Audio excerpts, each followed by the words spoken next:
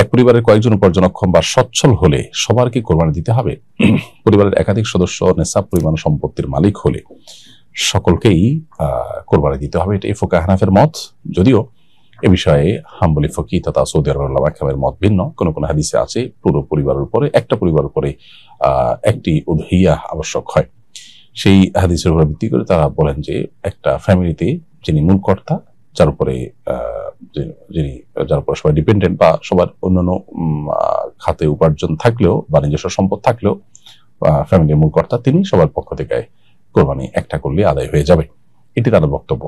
উভয় পক্ষে দলিল যুক্তি প্রমাণ আছে কম বেশি। নবী করিম সাল্লাল্লাহু আলাইহি সাল্লামের সময় পরিবার ব্যবস্থাপনা কেমন ছিল, এখন আমাদের পরিবার ব্যবস্থাপনা কেমন, বিশেষ করে এখন একটা পরিবারে, বিশেষ করে আমাদের দেশের বাস্তবতা দেখা যায় যে 4-5 লোক উপার্জনক্ষম সবাই একটা যৌথ পরিবারে থাকে।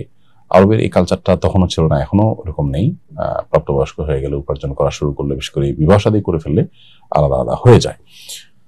তো ফুকাহা হানাফের মত বা হানাফি মাযহাবের মত হলো যে একটা পরিবারের কয়েকজন ব্যক্তি উপার্জন করলে বা উপার্জন করে যদি সচ্ছল হয়, নেশাব পরিমাণ সম্পদের মালিক হয়, তাহলে সবার উপর কোরবানি বর্তাবে।